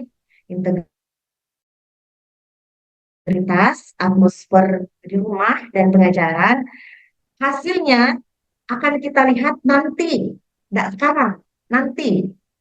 Kapan? Kalau dalam pendidikan berbasis fitrah, kapan ini? Mendidik anak itu sebentar sekali aja ya Bunda. Kalau dalam pendidikan berbasis fitrah, kapan? Sampai dia akil balik. Akil baliknya itu kapan? Di usia 15 tahun. Jadi kalau kita hitung-hitungan waktu, kita mendidik anak itu 15 tahun. Karena setelah 15 tahun kan dia sudah masuk di fase dewasa. Nah, di dalam rentang waktu 0 sampai 15 tahun, di sini peran kita untuk mendidik anak-anak kita. Dengan harapan masuk di fase dewasanya di 15 tahun nanti, setelah 15 tahun, 16 tahun ke atas tentu saja, berarti anak-anak kita sudah siap. Siap menjalankan perannya sebagai Abdullah, siap menjalankan perannya sebagai Khalifatullah fil ard, sudah siap bertumbuh ke tahap selanjutnya, sudah siap masuk di masa capacity buildingnya, sudah siap menambahkan knowledge, pengetahuan-pengetahuan yang akan membantunya menjalankan peran kehidupannya tadi sebagai Abdullah dengan peran-peran spesifiknya nanti insya Allah sebagai Khalifatullah fil ard. Nah, jadi hasil karakter yang tumbuh itu nanti akan kita lihat. Sekarang memang masih tarik ulur. Kita kasih tahu A, dilakukannya B. Padahal tadi kayak sudah mengerti sekali nih. Kok dia lakukan lagi? Memang ini proses yang sedang dia lakukan. Kita sedang membangun kesadaran diri di dalam diri anak kita. Perubahan perilaku yang permanen itu akan lahir kalau kita sadar. Kalau kita sadar, kita orang tua, kenapa kita menutup aurat? Ibu-ibu, kenapa kita menutup aurat? Kalau sekedar diperintahkan, oh, suruh ke bapakku, oh ya, contoh ya, disuruh Kak sama eh, suamiku untuk menutup aurat, contohnya. Tapi ketika perilaku yang kita lakukan itu dengan kesadaran diri kita, ya karena ini kan perintah Allah, ini wajib untuk saya. Itu kan karena kita sadar. Karena kita sadar tentang hakikat kita sebagai Abdullah yang patuh terhadap perintah Rabb-nya. Maka kita walaupun panas ya kita tetap menutup aurat kita. Karena itu adalah perintah Rabb kita yang kita lakukan dengan 100% dalam keadaan sadar. Perilaku yang permanen itu dilakukannya dalam keadaan sadar. Kalau anak yang karakternya disemai, insya Allah nanti akan memiliki kekuatan kesadaran internal. Karena tadi ya Ibu tadi itu sudah fitrah di dalam dirinya yang dia akhirnya akan inside out, keluar dalam bentuk karakter, tapi tidak bisa tergesa-gesa. Mesti lewat tahapan-tahapan yang sabar. Sabar kita menemaninya sampai kesadaran itu muncul. Dan ketika sudah sampai di titik kesadaran tersebut, maka tadi dia akan menjadi perilaku yang permanen. Tapi jangan juga, oh karena permanen, terus nanti berarti dia tidak bisa salah. Oh, tidak bisa, kita manusia. Ruang salah itu tetap harus ada. Mereka berada bukan karena diawasi atau takut dihukum. Dia sholat dengan tertib, bukan karena bunda guru ada duduk di belakangnya, tapi memang sadar kalau sholat itu butuh tertib, butuh tenang. Mereka mau membersihkan, bukan karena sekedar perintah atau aturan kelas, atau aturan di rumah. Tapi mereka memang cinta dengan kebersihan itu, sadar kalau mereka itu butuh dengan bersih tersebut. Itu kan karakter-karakter yang kita inginkan, yang lahir dengan kesadaran. Dengan kesadaran dari internal, kekuatan kesadaran internal, itu yang akan membentuk anak kita menjadi tangguh. Akan membentuk anak kita menjadi jujur, akan membentuk anak kita bertindak santun, memimpin dirinya sendiri dimanapun dia berada. Ini terus kita bangun. Ini terus kita bangun. Kita sering bilang kalau misalkan anak kita jelajah wilayah, mereka lagi uji adab.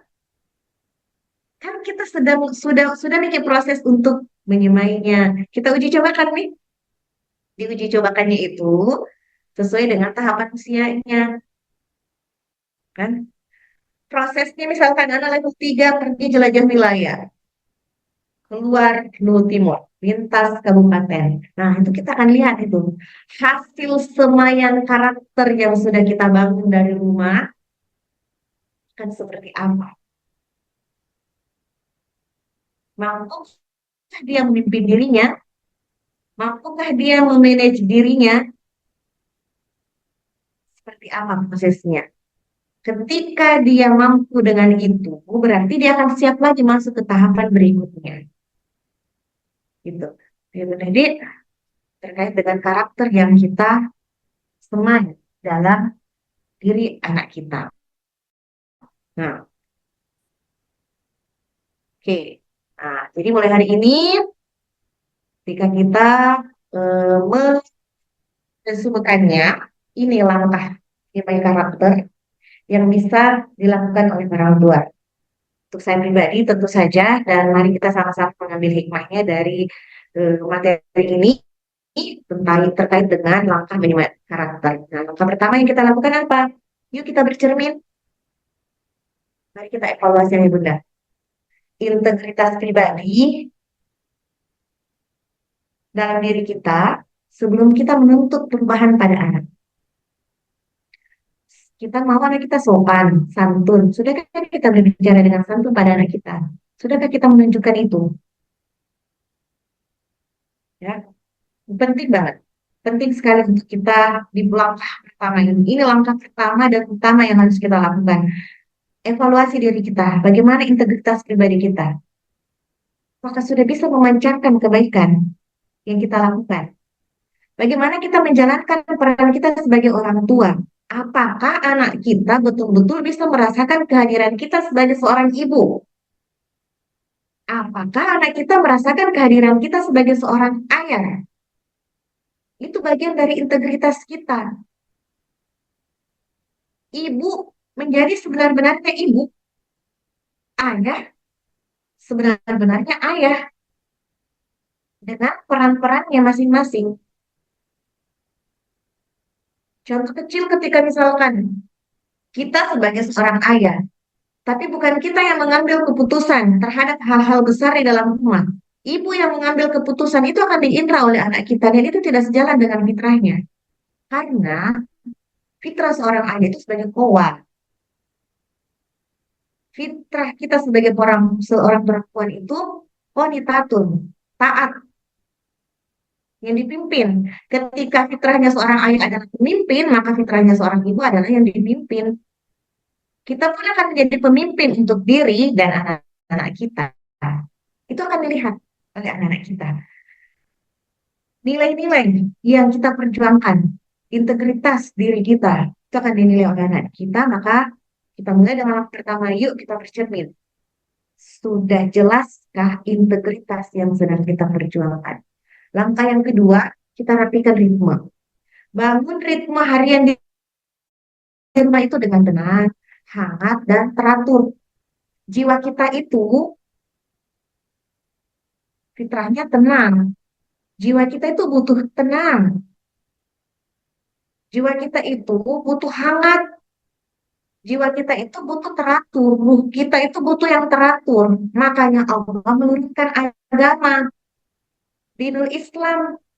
Din kita itu kan isinya aturan, nih. Bagaimana kita menjalankan kehidupan kita. Jadi memang kita butuh teratur. Nah, dalam rangka menanamkan nilai-nilai tersebut, menjalankan nilai Islam tersebut, kita mulai dengan membuat aturan yang teratur di rumah. Gak bisa rasa busuk kita. Bahkan untuk berperang saja, itu kan ada aturannya. Luar biasanya Islam mengatur kehidupan. Terus rumah kita di medan perang loh ya Bunda, yang hidup mati ini pertaruhannya. Yang melayang dikit nyawa bisa melayang kan. Itu tetap ada aturannya. Apalagi di rumah kita yang memang butuh ketenangan. Yang basisnya harusnya tenang, hangat. Maka keteraturan itu sangat dibutuhkan. Dan yang membuat aturan jelas, itu harus ayah. Yang jelas ya, yang jelas. Ini aturan rumah ini A, B, C, D. Ayah yang buat, ibu yang menjadi manajer pelaksanaannya. Ya, tentu saja dilakukannya sama-sama. Hadirkan rumah yang tenang, hangat, dan teratur. Tenang, hangat, teratur. Oke. Kemudian langkah yang ketiga, buka dialog. Kita buka dialog. Lagi mendikte, berbanyak mendengar dan berdiskusi dengan anak. Apalagi anak-anak kita yang sudah masuk di tahapan usia 7 tahun ke atas, telinga kita harus siap banyak mendengarkan. Ya, mendengarkan berdiskusi. Berdiskusi itu bukan satu arah dia yang bilang, berarti dua arah. Dialog itu berarti dua arah. Dan boleh berbicara dengan aturan sopan santun tentu saja menjadi nilai di dalam keluarga. Dan juga orang tua berbicara. Bukan orang tua saja yang bicara, anak harus menerima iye saja tanpa dikasih ruang untuk menyampaikan perasaannya. Bukan juga anak yang mendikte orang tua, jangan sampai. Jangan sampai anak yang mendikte orang tua, apalagi kalau anak kita berada di tahapan usia 0 sampai 15 tahun ini, di orang tua yang harus memegang kendali. Kendali di dalam rumah, kendali dalam artian rumah ini ada yang atur, ada pemimpinnya. Itu kan bagian dari integritas. Ketika anak-anak yang menyetir orang tua, integritas orang tuanya dipertanyakan. Karena orang tua yang bertanggung jawab kepada anak. Anak kita tidak bertanggung jawab kepada diri kita. Kita yang akan dimintai oleh Allah pertanggungjawaban kita terhadap bagaimana kita mendidik anak-anak kita. Maka tidak boleh anak yang mendikte orang tua. Orang tua saja dia untuk hal-hal tertentu. Ada masanya kita boleh mendikte, makanya di sini redaksinya kurangi. Ada hal-hal yang memang kita boleh mendikte, mendoktrin. Hal-hal apa tuh? Hal-hal yang terkait dengan iman. Itu kan dikte ya, doktrin. Di dalam Al-Quran surah Luqman itu kan ketika Luqman menyampaikan tentang iman, mempelajarkan iman kepada anaknya, la tusyrik billah. Jangan menduakan Allah. Itu dikte. Memang terkait dengan iman itu kan hitam putih. Ya, tidak. Ya, tidak. Itu ayah yang melakukannya. Kan? Jadi, dalam hal terkait dengan karakter, berarti dia terkait dengan adab, terkait dengan akhlak. Nah, butuh dialog kalau soal itu. Kalau soal iman, memang jelas. Hitam putih. Ya, tidak. Boleh, tidak. Salah, benar. Tuh, jelas. Hitam putih. Itu ayat banget itu, pendidik iman. Nah, perbanyak mendengar, berdiskusi dengan anak. Karena terkait dengan karakter, maka kita butuh banyak berdiskusi, dialog, dialog dengan anak. Ini banyak sekali efeknya, insya Allah. Kemudian langkah yang keempat, nikmati prosesnya. Dan proses penyemaian itu panjang. Tidak bisa langsung kita rasakan buahnya. Ya. Tidak bisa kita langsung rasakan buahnya. Kapan kita mulai menikmati buah? Di masa pra-akil balik yang kedua kita sudah mulai bisa merasakan itu. Di usia anak-anak kita 11, 12 tahun ke atas, itu sudah mulai nampak biji-biji kecil buahnya gitu loh. Sudah kelihatan bunga-bunganya sudah kelihatan. Nanti insya Allah 15 tahun ke atas akan ke atas lebih dampak lagi buah dari karakter yang kita semai. Jadi sekarang ya pelan-pelan saja kita nikmati prosesnya dengan sabar dan berdoa tanpa henti. Karena Allah yang memegang kendali atas diri kita, hidup kita, tugas kita adalah ikhtiar maksimal. Wilayah hasil itu Allah yang akan menentukan seperti apa nanti hasilnya. Itu ayah bunda, ini langkah yang bisa kita lakukan dan ayah bunda memaknai proses menyemai karakter di dalam diri kita tidak sekedar supaya anak kita menjadi apa, tapi ini tentang diri kita. Seperti di dalam Al-Quran surah At-Tahrim ayat 6 ini penting banget ayah bunda terkait bagaimana kita memberikan keteladanan tadi. 3 pilar yang tadi ketika saya memaknai ayat ini, oh iya, 3 pilar itu ada untuk menjalankan, mengamalkan surah At-Tahrim ayat 6 ini. Tentang perintah Allah. Ya ayyuhalladzina amanu, wahai orang-orang yang beriman, jagalah dirimu. dan keluargamu dari api neraka yang bahan bakarnya adalah manusia dan batu, hingga akhir ayat. Jadi di konteksnya jaga dirimu dan keluargamu. Dirimu dulu, berarti diri kita dulu. Jaga diri kita dan keluarga kita. Perintahnya sangat jelas. Semoga Allah dan kita untuk bisa mengamalkan surah At-Tahrim ini dalam proses pendidikan kita terhadap anak-anak kita dengan kita Allah izinkan, Allah mampukan, Allah berikan petunjuk untuk mendidik diri kita dalam proses mendidik anak-anak kita. Mari ayah bunda, kita menyemai karakter bersama. Anak kita itu tidak membutuhkan orang tua yang sempurna, tapi anak kita membutuhkan orang tua yang terus berjuang memperbaiki diri dan menyemai keteladanan. Wallahu a'lam yang bisa saya sampaikan untuk sesi kali ini. Jika ada yang benar, itu datangnya dari Allah. Semoga ada hikmah yang bisa kita dapatkan dari pertemuan kita hari ini, Ayah Bunda. Kalau ada yang salah, boleh dikoreksi. Ada yang kurang, boleh ditambahkan. Kita masuk ke sesi tanya jawab. Terima kasih. Assalamualaikum warahmatullahi wabarakatuh.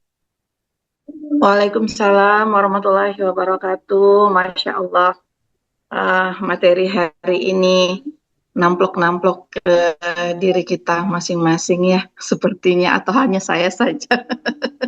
Masya Allah. Rasanya ya memang kita harus butuh banyak membenahi diri untuk bisa mendapatkan, ibaratnya kita memperbaiki diri, hasilnya dapat di anak gitu. Masya Allah ya. Dan semoga Allah mampukan kita untuk bisa lebih konsisten membenahi, memperbaiki diri kita. Masya Allah. Terima kasih Bunda Ikrar untuk materinya. Dengan ini kami persilakan kepada bunda-bunda atau ayah yang mau bertanya, dipersilakan lewat room chat juga boleh. Silakan ayah dan bunda. Umi Nauri, Kak. Oh iya, silakan Bunda Indra.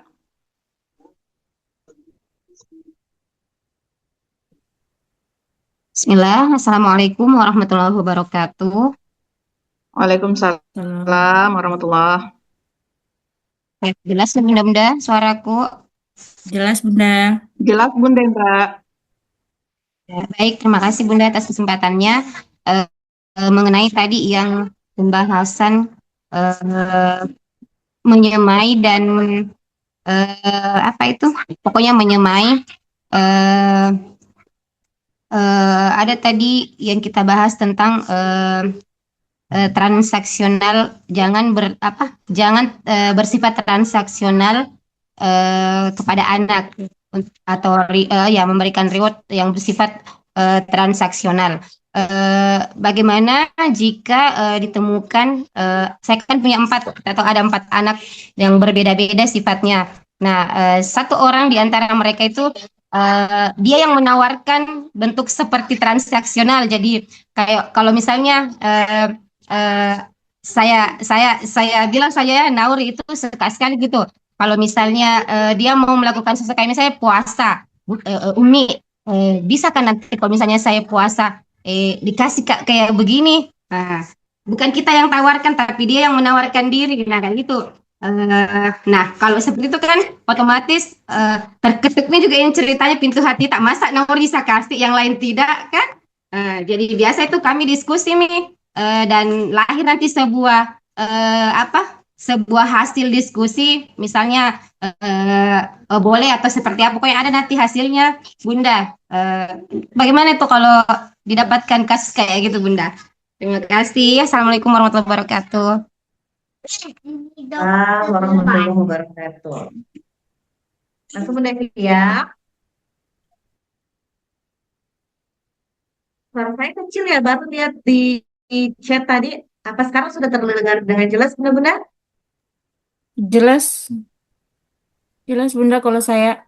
Kalau saya pakai HP kecil Bunda, tapi ini kalau pakai laptop tuh baru terdengar suaranya jelas. Oh, oke. Tapi sekarang jelas, Dik. Jelas sudah? Oke. Mama sudah kasih Jelas, jempol. jelas Kak suara Pak. Oke, siap. Iya. Oke. Pertama, kita memandang itu salah satu sifat uniknya Nauri. Berarti Nauri suka bernegosiasi. Karena itu negosiasi, itu bagian dari negosiasi. Kita memandangnya dari sudut pandang fitrah, sudut pandang bakat. Oke, dia punya bibit negosiasi. Ya, tinggal memang kita arahkan di. Nah, kalau kita balikan untuk materi kita tentang transaksional.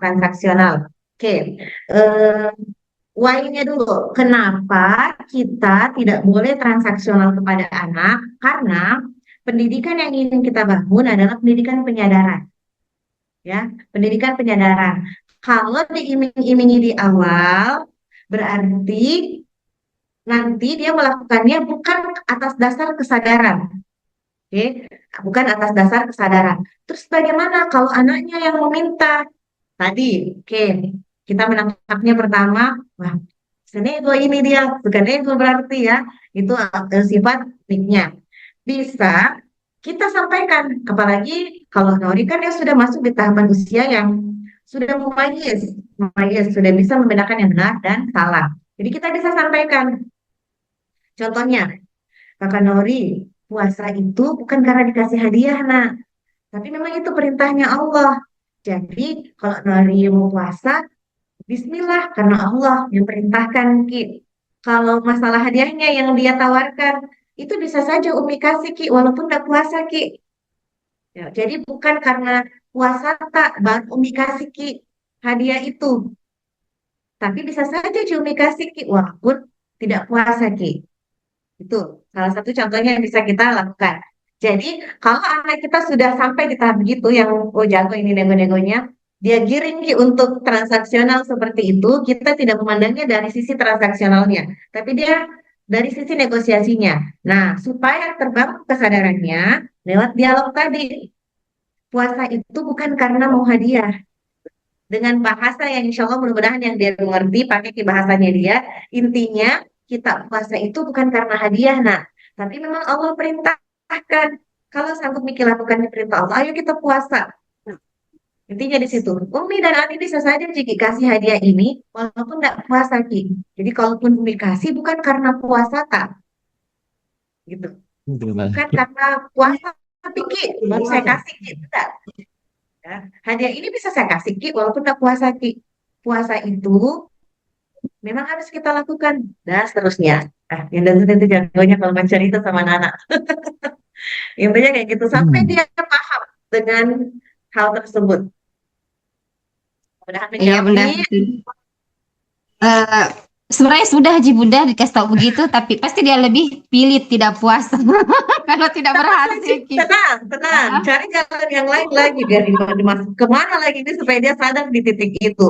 Karena contoh, kalau dia di awal dia minta itu, oke, akhirnya dia puasa. Oh ternyata memang tujuannya untuk dapat hadiah itu, kan? Terus kalau misalkan akhirnya putuskan udah puasa Kak, oke, bisa juga kita kasih nih hadiahnya ini, biar kita puasa dikasih juga hadiah ini.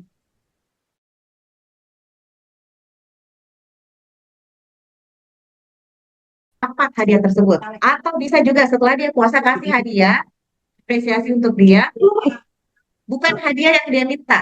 Bisa jadi lebih dari yang dia minta. Ya. Yang Oke Bunda, syukur yang Bunda. diapresiasi prosesnya. Dan diapresiasi proses dari prosesnya melakukan hal tersebut. Itu benar, mudah-mudahan terjawab. Syukur Bunda.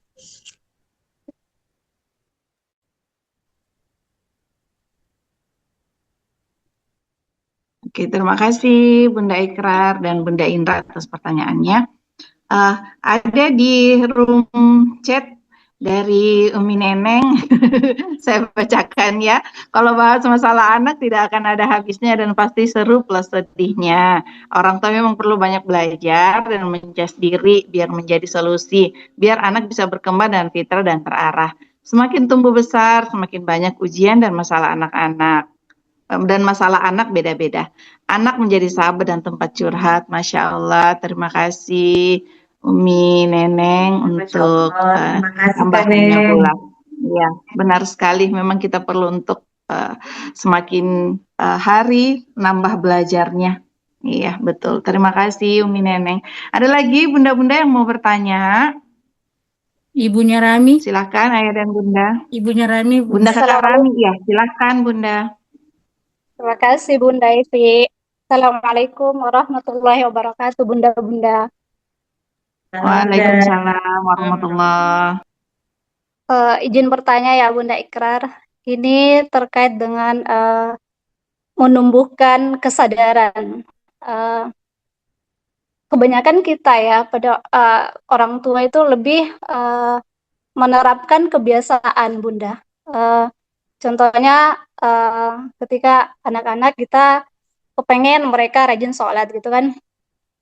Sejak kecil kita sudah membiasakan mereka untuk rajin ke masjid, sholatnya tepat tepat waktu seperti itu. Dan dari kebiasaan itu kan ada istilah atau pepatah juga, kalau bisa karena biasa ya, kita kan Bunda. Dari kebiasaan-kebiasaan yang baik itu kita terapkan kepada anak-anak, kemudian pada akhirnya mereka apakah itu bisa dikatakan timbul kesadaran sendiri karena tanpa ada arahan lagi atau tanpa ada instruksi lagi, mereka melakukannya sendiri, Bunda. Misalnya eh, sholat subuh gitu kan, mereka malah lebih awal bangunnya untuk siap-siap ke masjid daripada kita. Contohnya seperti itu misalnya ya. Kemudian seiring berjalannya waktu, bertambahnya usianya mereka, kebiasaan-kebiasaan itu masih terus mereka lakukan tanpa harus kita menggurui mereka atau menyuruh-nyuruh mereka seperti itu. Apakah itu bisa dikatakan dari kebiasaan-kebiasaan yang kita terapkan muncul kesadarannya pada diri mereka sendiri seperti itu. Eh, itu apakah nanti eh, hasilnya itu pada usia balik mereka atau memang sudah berjalan pada tahap sekarang ini seiring perkembangan usianya. Itu yang pertama Bunda. Kemudian boleh ya lebih dari satu? Izin Bunda pertanyaannya. Silahkan Bunda. Silahkan Bunda. Terima kasih. Itu pertanyaan yang pertama. Kemudian pertanyaan kedua, terhadap anak-anak, mohon maaf ya sebelumnya, yang hidup di lingkungan yang apakah mau dikatakan broken home atau misalnya mereka orang tua yang berbeda keyakinan seperti itu Bunda. Tapi kelihatannya mereka si anak-anak ini tetap mereka bertahan, tetap mereka menjalankan prinsip-prinsip kebaikan yang kita lihat secara kasat mata di masyarakat ya Bunda ya, tanpa mereka kelihatannya terpengaruh dengan lingkungan atau tekanan-tekanan yang ada pada keluarganya mereka, misalnya yang anak-anak yang broken home itu Bunda. Apakah mereka juga mendapatkan eh, pendidikan yang sesuai fitrah itu di lingkungan atau keluarganya, atau mereka dapatkan hasil dari apa akhlak adab mereka itu dari mana Bunda seperti itu? Karena pada dasarnya kan itu harusnya mereka dapatkan eh, dalam lingkungan atau rumah mereka. Seperti itu contoh dari orang-orang terdekat, orang tua atau saudara-saudara mereka. Tapi itu pada kenyataannya sebenarnya bertentangan seperti itu Bunda. Bagaimana dalam kondisi seperti itu Bunda? Terima kasih Bunda Ikrar. Assalamualaikum warahmatullahi wabarakatuh. Waalaikumsalam warahmatullahi Salam wabarakatuh. warahmatullahi wabarakatuh. Langsung saja Bunda Ikrar, silahkan. Iya, terima kasih Bunda. Masya Allah, pertanyaannya luar biasa. Tentu mau membantuku menjawab. Oke. Yang pertama, Alhamdulillah, itu bagian dari proses menyemai karakter tadi ya Ibu Nadi yang terkait dengan dari kecil kita itu bagian dari membangun atmosfer di dalam rumah.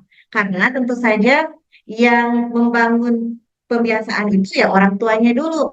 Kemudian anak-anak melihat dan meneladani apa yang dilakukan oleh orang tuanya. Nah, proses yang kita lakukan kalau saya lebih suka menyebutkannya anak-anak membiasakan diri. Nah, kalau memang anak di bawah 7 tahun, berarti kita meneladankan dengan tidak digas, tidak tergesa-gesa dalam keadaan senang. Kan anak-anak di bawah, misalkan di bawah 7 tahun, dibawa ke masjid subuh-subuh misalkan, dia dalam keadaan happy, dia dalam keadaan tenang, tidak dalam keadaan terkantuk-kantuk sampai dia tidak suka. Tapi ketika dalam keadaan tenang, maka itu bagian dari proses memberikan keteladanan kepada anak-anak kita. Dan alhamdulillah, seiring bertambahnya usia, semakin dia menyadari tentang kewajiban sholatnya tersebut, kewajibannya ke masjid, sampai kita tidak perlu lagi untuk mengingatkan, berarti itu bagian dari proses bertumbuhnya karakter yang sudah kita semai. Jadi tidak harus menunggu, tidak harus menunggu sampai 15 tahun ke atas, tidak. Tapi buahnya itu bisa kita lihat sedikit demi sedikit, tapi tetap kita tidak bisa langsung bisa yang wow, yang seperti apa. Oke, dari ritme aktivitas berangkat sholatnya, alhamdulillah dapat. Terus kan kita masuk lagi, kesadaran atau pemahamannya tentang sholat itu seperti apa. Itu kan mesti pelan-pelan. Jadi eh, ibaratnya pohon, kan tidak langsung berbuah. Ada daunnya yang rindang, itu kan kita sudah bisa rasakan kesejukannya kan. Pohon yang tumbuh, yang orang tua yang suka menanam, ibu yang suka menanam itu baru kelihatan muncul dikit, itu kan sudah menyenangkan hati, Dik. Ya, sudah menyenangkan hati. Tanam ke pohon rambutan nih, darinya kecil banget, kemudian sudah tumbuh, itu sudah menyenangkan hati. Itu apa ya, kebahagiaan yang kita dapatkan. Tapi jangan langsung mau menikmati buah yang banyak, tidak bisa. Jadi pelan-pelan, tapi dalam proses itu kebahagiaan sudah bisa kita rasakan. Masya Allah, barakallah Bunda. Alhamdulillah proses menanamkannya itu, menyemainya itu sudah mulai bertumbuh, mulai bertumbuh, mulai bertumbuh. Mudah-mudahan nanti menjadi buah yang bisa kita nikmati, bisa kita lihat hasilnya dalam proses anak-anak kita di tahap usia selanjutnya. Sebenarnya itu bagian dari proses. Nah, eh, tidak menjejali. Intinya kan kita tidak menjejali. Yang tidak boleh menjejali. Harus begini, harus begitu. Tidak dalam keadaan anak-anak tidak menikmati prosesnya tersebut. Itu yang tidak boleh. Kok tiba-tiba hilang? Oh, oke. Ya, tidak menjejali ya Bunda ya, tidak menjejali, tapi prosesnya itu kita meneladankan. Nah, yang terjadi tadi sudah diproses meneladankan, kita bangun kesadarannya dengan keteladanan yang kita contohkan sebagai orang tua. Masya Allah. Oke, kemudian yang kedua, em, bagaimana untuk anak yang berkonflik atau yang beda agama orang tuanya, alhamdulillahnya tetap teguh dengan keyakinannya. Di sini kita bisa melihat bahwa memang betul Allah itu menciptakan kita manusia tidak kosong, tapi dengan fitrah kita, kecenderungan kita itu kepada kebaikan. Kan? Dengan proses yang dia lalui, proses yang dilewatinya, dengan segala ritme kehidupan yang dia rasakan, dia mampu tetap teguh dengan keyakinannya. Alhamdulillah, ini atas pertolongan Allah, atas penjagaan Allah, Allah tetap meneguhkan hatinya di dalam keyakinannya sebagai seorang Muslim. Oke. Tetap kebutuhannya sebagai seorang Muslim, tetap dengan keteguhannya tersebut, berarti Allah yang menjaganya. Itu bagian dari proses ini memberikan pelajaran atau hikmah kepada kita. Kalau Allah menghendaki kita tetap berada dalam fitrah kita ini, insya Allah Allah akan menjaga kita, walaupun berada dalam lingkungan yang kalau kita pikir secara manusiawi, siapa ya yang mendidiknya, siapa yang menjaganya? Allah. Allah yang menjaganya. Pun juga anak-anak kita, ayah bunda. Anak kita menjadi lebih baik, bertumbuh fitrahnya, itu bukan karena kita, tapi karena Allah yang mengizinkan. Makanya tadi di awal saya sampaikan, proses parenting kita, parenthood class ini adalah bagian proses dari mendidik diri kita menjadi orang tua. Nanti anak kita akan seperti apa, kita tidak bisa menjamin. Allah yang akan menentukan dia akan menjadi apa. Tapi kita akan diminta pertanggungjawaban. Pak, bagaimana kita menjalankan peran kita sebagai orang tua? Jadi proses parenting ini bukan tentang anak menjadi apa, tapi tentang kita menjadi orang tua. bagaimana kita menjalankan peran tersebut kayak gitu. Dan alhamdulillah kalau itu tadi ya contoh nyata banget yang Bunda Rani bilang, oh dia dalam keadaan kondisi yang broken home apa dan segala macam itu ujian kehidupannya.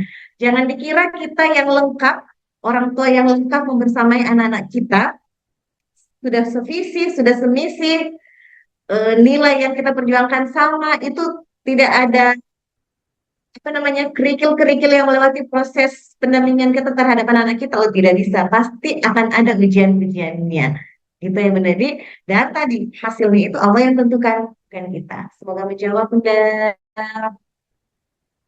Terima kasih Bunda. Sama-sama, Bu Oke. Dokter.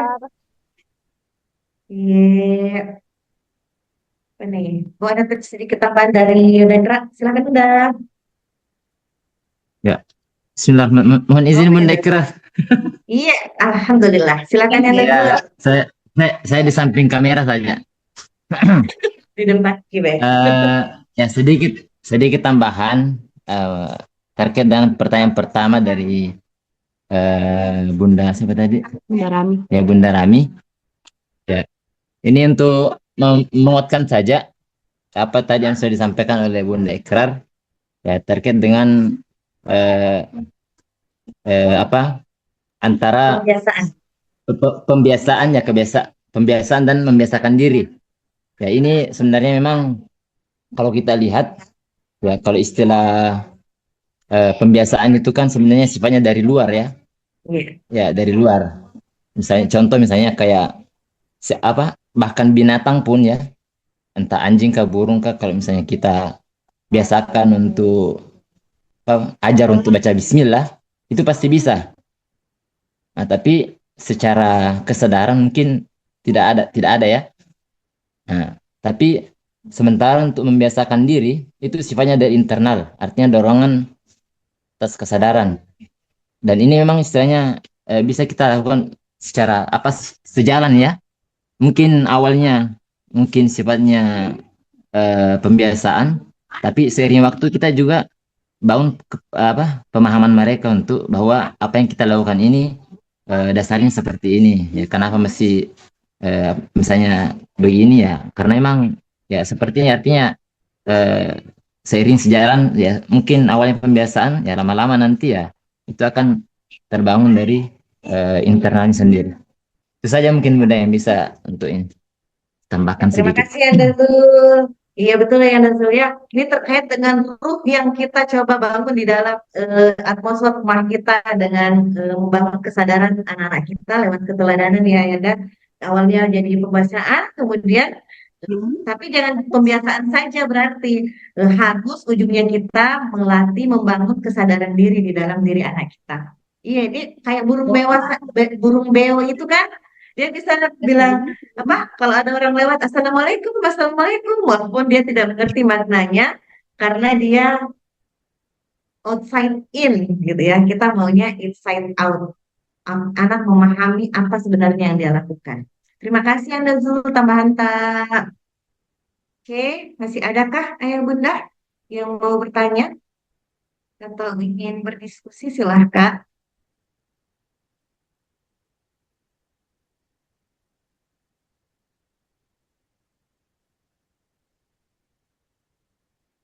Cukup nih kayaknya deh. Masih adakah?